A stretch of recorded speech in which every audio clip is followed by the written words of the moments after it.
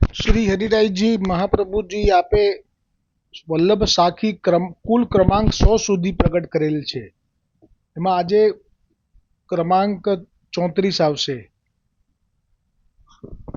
પુરાણ બ્રહ્મ પ્રકટ ભયે શ્રી લક્ષ્મણ ભટ્ટ ગેહ નિજ જન પર बरखत सदा श्री ब्रजपति पदनेह श्री वल्लभ श्री ब्रजपति पदनेह पूर्ण ब्रह्म प्रकट भये श्री लक्ष्मण भट्ट गेह निज जन पर बरखत सदा श्री ब्रजपति पदनेह श्री वल्लभ श्री ब्रजपति पदनेह.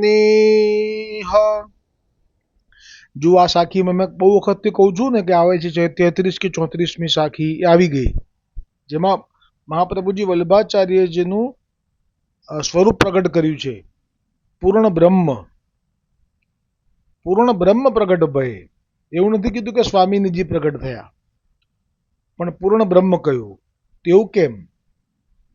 તો આપ પૂર્ણ બ્રહ્મ છો અને શ્રી ગુસાઈજી પૂર્ણ પુરુષોત્તમ છે. એ પણ આવશે આગળ, અને આવી ગયું છે વારંવાર. તો પૂર્ણ બ્રહ્મ પ્રગટ ભય શ્રી લક્ષ્મણ ભટ્ટ ગેહ. તો લક્ષ્મણ ભટ્ટ એટલે આપના પિતાનું નામ છે અને આપનું જે સ્વરૂપ છે લક્ષ્મણ ભટ્ટજીનું એ વસુદેવજીનું છે.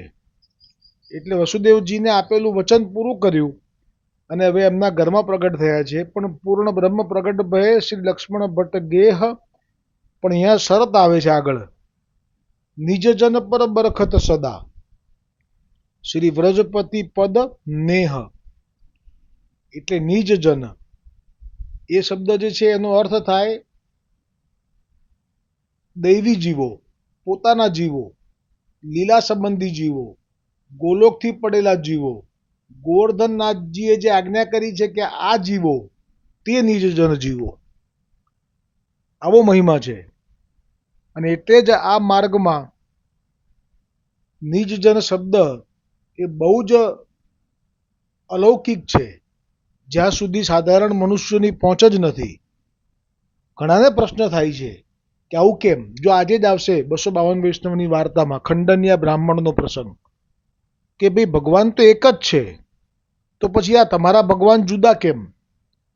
તમારા ભગવાનમાં તમે એમ કહો છો કે ગુસાઈજી શ્રી કૃષ્ણ છે, મહાપ્રભુજી પૂર્ણ બ્રહ્મ છે, તો પછી શું અમારા વેદમાં પૂર્ણ બ્રહ્મને તો મહાદેવને કીધા છે, શિવને કીધા છે. તો એ પૂર્ણ બ્રહ્મ શિવ સાચા કે તમારા પૂર્ણ બ્રહ્મ મહાપ્રભુજી સાચા? એટલે આજે અસમંજસતા અન્ય માર્ગીઓને દેખાય છે. એ પ્રસંગ આજે આવશે જ, એ સ્વાભાવિક છે. પણ ખરેખર એક જ છે. પણ પુષ્ટિ માર્ગ એ પતિ ભાવથી વ્રજના શ્રી કૃષ્ણને દર્શન કર્યા, વ્રજના શ્રી કૃષ્ણના એક વખત દર્શન થયા છે જે સ્ત્રીઓને, અને એ જે દર્શન થયા પછી જે ભાવ જાગ્યો છે પતિનો, અને એ ભાવ જે પૂરો કર્યો છે એ પૂર્ણ પુરુષોત્તમ શ્રી કૃષ્ણચંદ્રએ કર્યો છે. પણ એ પૂરો કરવા માટે જેમની કૃપા જોઈએ એ પૂર્ણ બ્રહ્મ એ શ્રી સ્વામિનીજી છે. અને જ્યાં સુધી સ્વામિનીજી એ જીવ ઉપર કૃપા ન કરે ત્યાં સુધી એ જીવનો અંગીકાર એ શ્રી કૃષ્ણચંદ્ર પ્રભુ પણ કરી શકતા નથી. કેમ કે એમાં મુખ્ય કારણ એ છે કે જે પૂર્ણ બ્રહ્મ અહીંયા સ્વામિનીજી રૂપે છે, અને આપ જીવની જ્યાં સુધી પાત્રતા ન થાય ત્યાં સુધી આપ તે પૂર્ણ પુરુષોત્તમથી એને નજીક જવા દેતા જ નથી. કેમ કે આ પૂર્ણ પુરુષોત્તમ કૃષ્ણચંદ્ર અતિ કોમળ છે, અતિ મુગ્ધ છે, અને એમને જો શ્રમ પડી જાય એ આપથી સહન ના થાય. તો આપ જે સાખીમાં કહ્યું છે એ પૂર્ણ બ્રહ્મ પ્રગટ ભયે પૂર્ણ બ્રહ્મ બંને.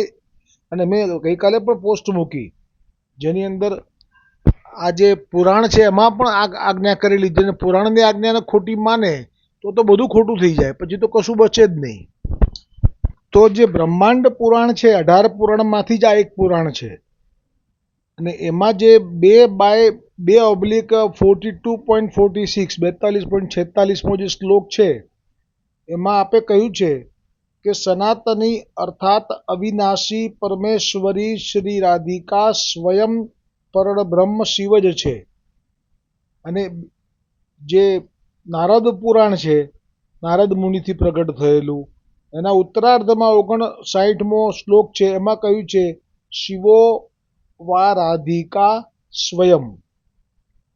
અને અમુક પુરાણોમાં શ્રી રાધિકાજીને પ્રકૃતિ કહી છે, જેને આપણે કુદરત કહીએ છીએ, જેને આદિ માયા પણ કહેવાય છે, અનાદિકાળથી છે, જે પ્રભુની લીલામાં સહાયક છે, જે પ્રભુને અનુકૂળ છે, અને જે પ્રભુના જીવોનું પોષણ કરનાર છે, માં છે. એ રીતે એમનો પ્રકૃતિ તરીકે પણ એમનો એ ભાવ પ્રગટ કરેલ છે જે તે પુરાણમાં. એ અત્યારે સ્મરણ નથી રહ્યું મને કે કયા પુરાણમાં છે, પણ પ્રકૃતિ કયા છે. એટલે પૂર્ણ બ્રહ્મ જે છે એ પ્રકૃતિ છે, એમના વગર પૂર્ણ પુરુષોત્તમ અધૂરા છે.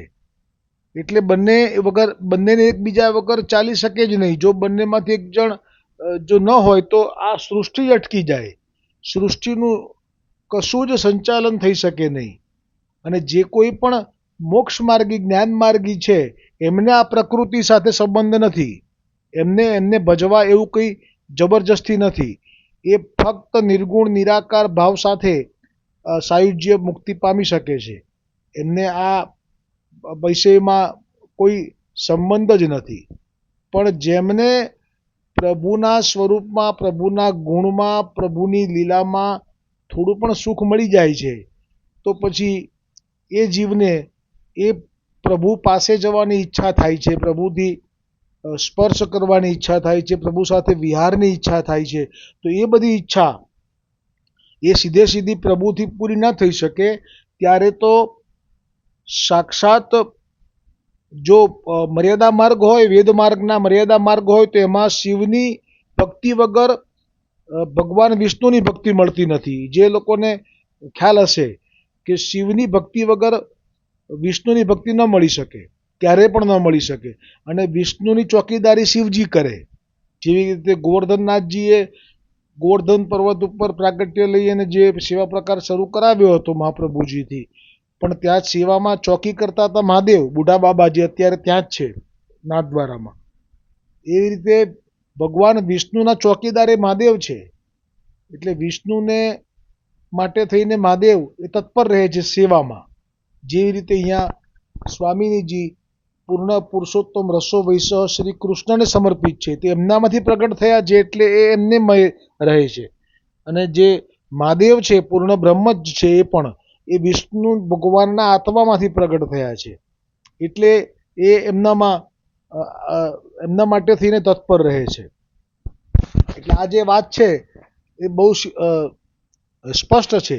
જેવી રીતે શિવજીનો 11મો અંશ અવતાર જે રુદ્ર અવતાર કહેવાય છે, હનુમાનજી મહારાજ, એ રામજીને પાછી સમર્પિત છે.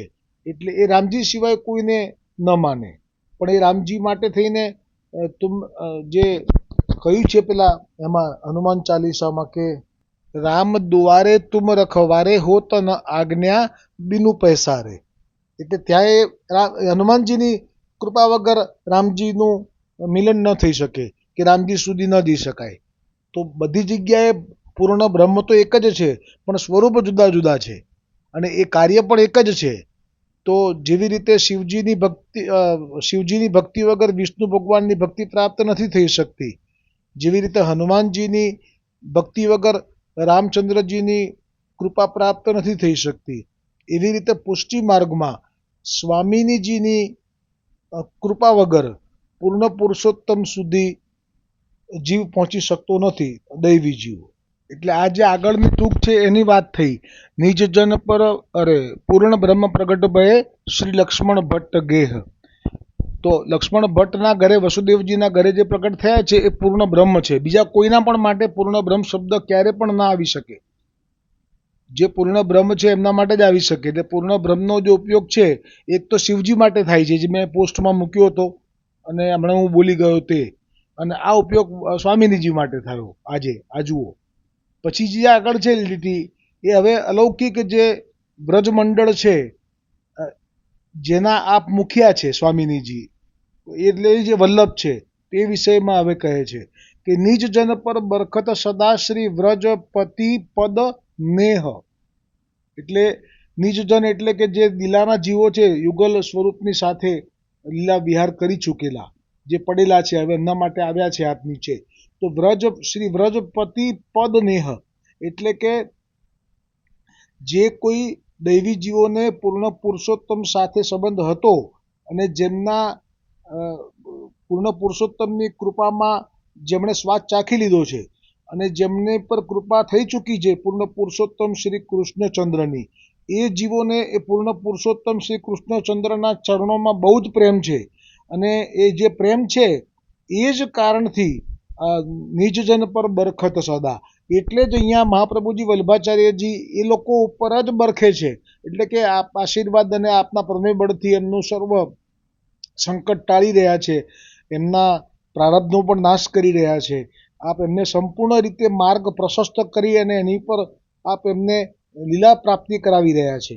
આ બધું એટલા માટે કરાવી રહ્યા છે કે નિજજન પર બરખત સદા શ્રી વ્રજપતિ પદ નેહ, એટલે પૂર્વે એમને વ્રજપતિના સાથેનો સંબંધનો અનુભવ છે અને એ નેહ છે એ અંદર હૃદયમાં બીજ રૂપે, પુષ્ટિ બીજ રૂપે પ્રથમથી છે. એટલે આ બધી કૃપા કરી રહ્યા છે.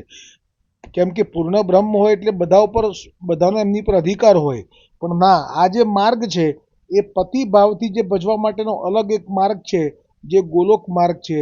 એમાં બીજા કોઈ પણ દેવી દેવતાઓને ભજવાની કોઈ શરત આવતી જ નથી. જે આ સીધી વાત કહું તો સેવા રીતિ પ્રીતિ વ્રજજન હિત પ્રગટાઈ, એટલે વ્રજજન હિત એટલે ગોપીજનોને જો પતિત ભાવથી ભજવા હોય તો પછી પોતાના ઘરના જે લૌકિક પતિનો પણ ત્યાગ કરવો પડે. અને આ આપણા શાસ્ત્રોમાં મર્યાદા છે એટલી કે પતિને ક્યારેય ત્યાગ ના કરી શકાય. એમાં પછી આપ જ કહે છે, જ્યારે રાસ માટે આવે છે મધ્યરાત્રિએ, ત્યારે આપ જ કહે છે કે લીલો હોય, લંગડો હોય, આંધળો હોય, દીન હોય, રોગી હોય, ગરડો હોય, એમ કરીને જે શાસ્ત્રોનો જે વિધાન ટાંકે છે એનો ત્યાગ ન કરવો જોઈએ, એની સેવા કરવી જોઈએ. એટલે એ બધી વાત શાસ્ત્રો અને વેદોમાં છે એ મર્યાદામાં લાગુ પડે છે.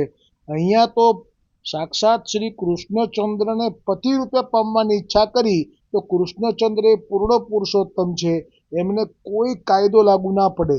એ એમ નક્કી કરી લે કે મારે એ સ્ત્રીઓને ભલે ઘરમાં એમના પતિ રહ્યા, પણ મને પતિ તરીકે પામવો છે તો હું બધા જ એમના અવરોધોને દૂર કરી દઈશ અને હું એમને મનવાંછિત એમનું ફળ આપી દઈશ.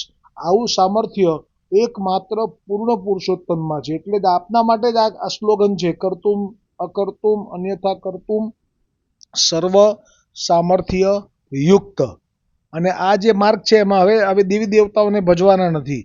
એટલે આપે સ્વયં જ આનું આચરણ કરીને બતાવેલું. જ્યારે આપના શાસ્ત્રી પક્ષના જે સ્વરૂપો આપની પાસે આવ્યા તો આપે કહ્યું કે આમાં અમારાથી એકે સ્વરૂપને અમે સેવા નહીં કરી, પૂજા નહીં કરી શકીએ, અમારાથી કોઈ કામમાં નહીં આવે. એક સ્વરૂપ ઠાકોરજીનું જે હતું એને આપે ગોકુલનાથજી તરીકે પુષ્ટ કરી અને નામ પધરાવ્યું, નામ ધર્યું અને એને આપે અંગીકાર કર્યા, પણ એ પણ પુષ્ટ કર્યું. એટલે આ માર્ગમાં સ્પષ્ટ છે પતિ ભાવથી જે સ્વરૂપ છે એ જ સેવ્ય છે. બીજા બધા સ્વરૂપો ભલે માન આપીએ છે, જેમ કે દ્વારિકાધીશનું સ્વરૂપ છે એ પુષ્ટ થયેલું છે એટલે એનું મહિમા છે. પણ જો એ દ્વારિકાધીશનું સ્વરૂપ પુષ્ટ થયેલું ન હોય તો પછી એ ચરણો સુધીની ભક્તિ આપનાર કહેવાય, શીતળ ભક્તિ, અને એમાં વૈકુંઠ સુધીનો એમાં અધિકાર થાય, ગોલોક સુધીનું ન થાય. તો આજે આ જે પૂર્ણ બ્રહ્મના પણ બે ભેદ છે. પૂર્ણ બ્રહ્મ બધાનું કલ્યાણ કરનારા એ શિવ કહેવાય, પણ અહીંયા તો આપ પુષ્ટિમાર્ગીય સ્વામિનીજી રૂપે પૂર્ણ બ્રહ્મ છે. એટલે જે લીલાના જીવો છે એમની જ માટે થઈને આપની આ કૃપા ઉતરે છે. નિજજન પર બરખત સદા, અન્યથા ઉપર કોઈ ઉપર ઉતરતી નથી. હા, એવું છે કે જો સામે મળી જાય અને એવો ભાવ રાખી લે કે મને મુક્તિ મળે તો એ આપી દે છે.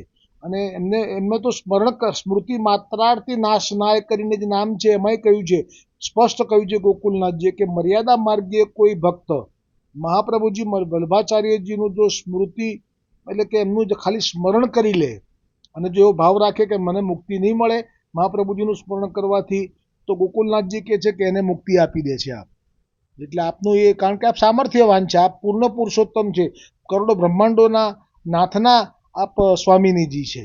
એટલે એટલું સામર્થ્ય તો આપની પાસે સ્વાભાવિક હોય, કારણ કે એક બ્રહ્માંડના સ્વામીનું જો સામર્થ્ય હોય તો આ તો કરોડો બ્રહ્માંડોના સ્વામીથી એ પાછા મુખારવિંદથી પ્રગટ થયા છે. એટલે આપનામાં બે સ્વરૂપનું ચર્ચા કરવામાં આવે છે કે આપનામાં બંને સ્વરૂપ છે. તો આજે સિવાય આ સાખી ઉપર પણ મેં બહુ સુંદર, જે ગઈ વખતે જ્યારે આ સાખી રાખી હતી આજથી વર્ષ પહેલાં, તે વખતે આમાં જે પ્રસંગો મૂકવાના છે તે મૂકેલા છે.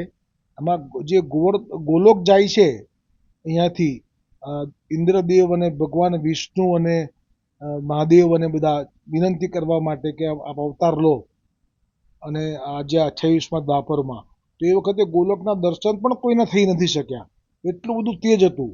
પછી એ તો કૃપા થઈ અને એ ધીમે ધીમે તેજ ખસ્યું, ત્યારે તો ગોલોકના દ્વારના દર્શન થયા.